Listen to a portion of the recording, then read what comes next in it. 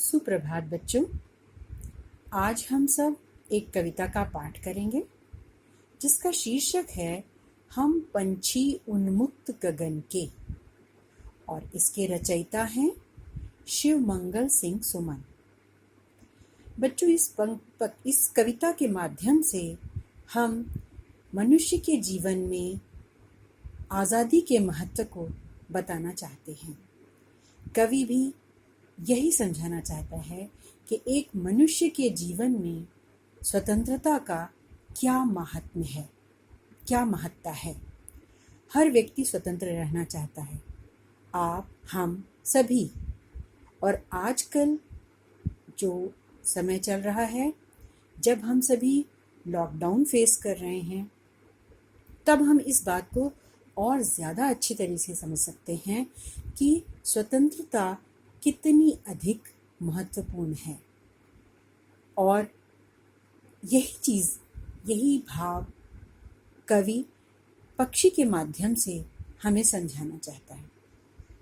आप सब ने भी कभी पक्षी को बंदी बनाया होगा, पिंजरे में रखा होगा, और आपको लगता होगा कि आप उसे अच्छा भोजन दे रहे हैं और अच्छी जगह पे रखा है, आपने अच्छे तापमान में रखा है, उसको धूप नहीं लगती, उसको गर्मी नहीं लगती। आप अपनी समझ से आप उसकी ज़रूरतों का ध्यान रखते हैं। पर बच्चों, शायद आपको पता नहीं कि पक्षी को सिर्फ और सिर्फ आकाश में उन्मुक्त गगन में उड़ना पसंद होता है, और वह इस पसंद के साथ किसी भी तरह का समझौता नहीं चाहता। तो आइए बच्चों, अब हम इस कविता की ओर बढ़ते हैं। पहले हम कविता का आदर्श पाठ करेंगे, जिसे आप सभी ध्यान से सुनेंगे और शब्दों के उच्चारण पर ध्यान देंगे। हम पंछी उन्मुक्त गगन के, पिंजरबद्ध न गा पाएंगे, कनक तीलियों से टकराकर पुलकित पंख टूट जाएंगे। हम बहता जल पीने वाले मर जाएंगे भूखे प्यासे, कहीं भली है कटुक निबौरी कनक कटोरी की मैदा से। स्वर्ण श्रृंखला के बंधन में अपनी गति उड़ान सब भूले, बस सपनों में देख रहे हैं तरु की फुनगी पर के झूले। ऐसे थे अरमान की उड़ते नीले नभ की सीमा पाने, लाल किरण सी चोंच खोल चुगते तारक अनार के दाने। अब बच्चों, हम इसका भावार्थ समझने का प्रयास करेंगे कि कवि इन पंक्तियों के माध्यम से क्या कहना चाहता है। हम पंछी उन्मुक्त गगन के, पक्षी कह रहा है कि वह उन्मुक्त गगन में उड़ना चाहता है। उन्मुक्त यानी बंधन मुक्त, कोई बंधन ना हो, ऐसे आकाश में पक्षी उड़ना चाहता है। और वह कहता है कि वह पिंजरबद्ध होकर गा नहीं सकेगा। आप सभी जानते हैं कि हम गाते तभी हैं जब हम मन से प्रसन्न होते हैं। सैड सॉन्ग सिर्फ फिल्म में होते हैं, जिंदगी में कभी नहीं। आप जब कभी उदास होते हैं तो क्या कभी कुछ गाने का मन करता है? कभी नहीं। इसी प्रकार पक्षी भी यही कह रहा है कि पिंजरबद्ध होकर वह गा नहीं सकेगा, खुश नहीं हो सकेगा। और पिंजरे की, जो सोने का बना पिंजरा है, उसकी कनक तीलियों से, जो कनक का तात्पर्य है सोना, गोल्ड, कनक की तीलियों से टकरा कर उसके कोमल पंख टूट जाएंगे। जब उसको हम पिंजरे में कैद करते हैं, तब भी वो उड़ने का प्रयास नहीं छोड़ता, और इस प्रयास में उसके पंख पिंजरे की तीलियों से टकराकर टूट जाते हैं, क्षत विक्षत हो जाते हैं, अर्थात उनको चोट लगती है, वे घायल हो जाते हैं और इस प्रकार पीड़ा का अनुभव करते हैं। आगे की पंक्तियां देखते हैं। हम बहता जल पीने वाले मर जाएंगे भूखे प्यासे। पक्षी कहता है कि उसे सिर्फ बहता हुआ जल पीना अच्छा लगता है। नदी, झील, तालाब और स्वतंत्रता से मिला हुआ कोई भी जल वह पीना चाहता है और उसके बिना वह भूखा प्यासा ही मर जाएगा यदि उसे पिंजरे में बंद किया जाएगा। तो इस तरह का एक स्वच्छंद जल वह नहीं पा सकेगा और वो भूख और प्यास से मर जाएगा। आगे की पंक्तियों में, कहीं भली है कटुक निबोरी, कनक कटोरी की मैदा से।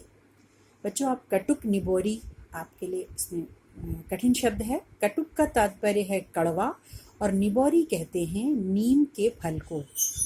नीम जो स्वयं में ही एक कड़वी जड़ी है, जड़ी बूटी है या वृक्ष है, आप सभी नाम से परिचित हैं, और उसके फल को निबोरी कहते हैं।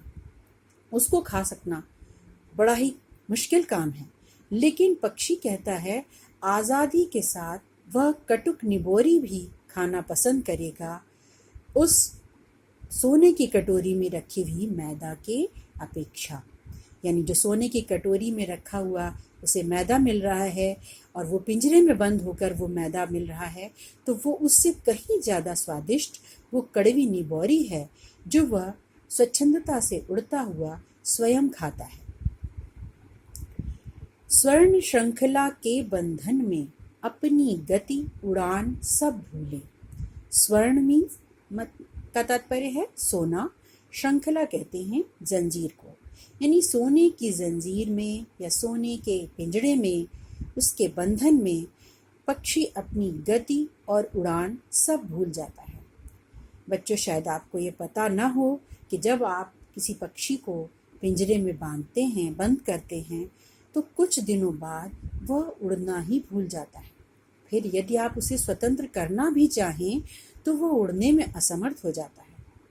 इसीलिए पक्षी अपने मनोभाव को बता रहा है कि इस स्वर्ण श्रृंखला के बंधन में बंध कर, इस सोने के पिंजरे में बंध कर वह अपनी गति और उड़ान सब भूल गया है, सब भूल जाता है।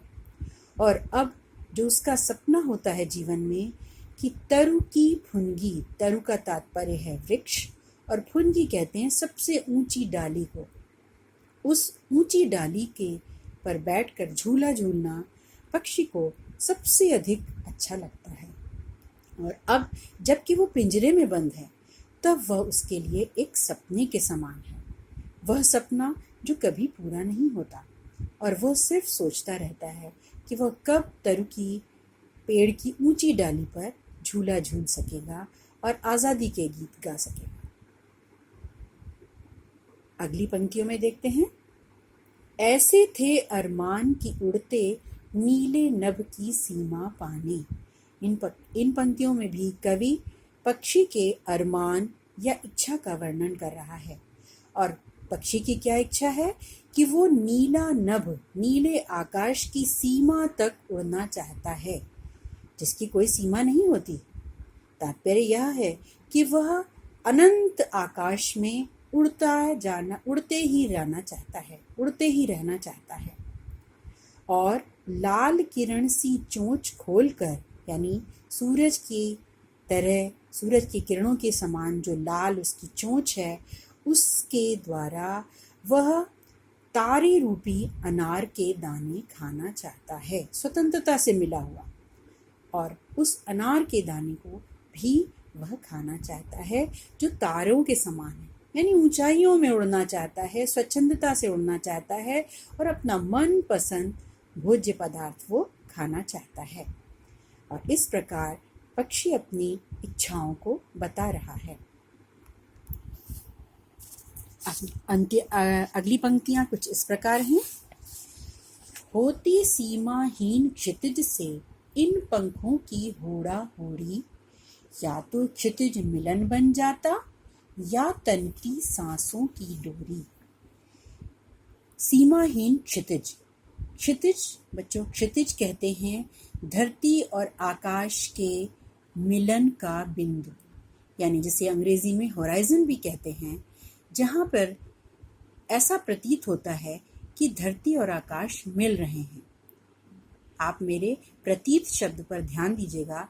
यानी धरती और आकाश मिलते वस्तुतः कभी नहीं है, परंतु जहाँ हमें ऐसा प्रतीत होता है कि धरती और आकाश मिल रहे हैं, उस सीमा तक पक्षी उड़ना चाहता है। पंखों की होड़ा होड़ी, अपने पंखों से होड़ लगाकर प्रतियोगिता करके, यानी पंखों की भी शक्ति की परीक्षा लेना चाहता है और वो सीमाहीन क्षितिज तक उड़ना चाहता है। आगे की पंक्तियों में, या तो क्षितिज मिलन बन जाता या तनती सांसों की डोरी। वह क्षितिज जो कि जिसको प्राप्त करना एक असंभव सा लक्ष्य है, लेकिन पक्षी उस असंभव लक्ष्य को भी पाना चाहता है। मिलन का तात्पर्य है मिलना, यानी क्षितिज से मिलना चाहता है और इस प्रयास में वह अपने प्राण भी न्योछावर कर देना चाहता है। तभी वो कह रहा है, या तो क्षितिज मिलन बन जाता या तनती सांसों की डोरी। सांस की जो डोरी है वह तन कर चाहे टूट जाए, लेकिन उस क्षितिज तक वह पहुंचना चाहता है, उस क्षितिज के मिलन बिंदु को स्पर्श करना चाहता है। और अंतिम 4 पंक्तियों में कवि ने पक्षी की प्रार्थना जो वो मानव से कर रहा है उसको व्यक्त किया है। ध्यान दीजिए, नीड़ न दो चाहे टहनी का, आश्रय छिन्न भिन्न कर डालो, लेकिन पंख दिए हैं तो आकुल उड़ान में विघ्न न डालो। पक्षी कहता है कि चाहे मनुष्य हमें हमारा घोंसला ना दे, टहनी पर आश्रय न दे। नीड़ का तात्पर्य बच्चों घोंसला होता है और टहनी कहते हैं वृक्ष की शाखा को। तो चाहे मनुष्य वृक्ष की शाखा पर उसे आश्रय ना दे, उसे रहने ना दे, और चाहे उसका घोंसला भी ना रहने दे, छिन्न भिन्न कर डाले, तोड़ डाले, लेकिन अगर ईश्वर ने हमें पंख दिए हैं तो हमारी उड़ान में विघ्न ना डालो, उसमें कोई बाधा ना डालो। ऐसा पक्षी मनुष्य से प्रार्थना करता है। तो इस कविता के माध्यम से मैं भी आपको यह शिक्षा देना चाहूँगी कि कभी भी हमें किसी पक्षी को बंधन में नहीं बांधना चाहिए। आपको पक्षी देखने अच्छे लगते हैं, लेकिन उनको आप पिंजरे में बंद करके कभी भी ना रखें और उनकी मन की पीड़ा को आप अवश्य समझने का प्रयास करें। धन्यवाद।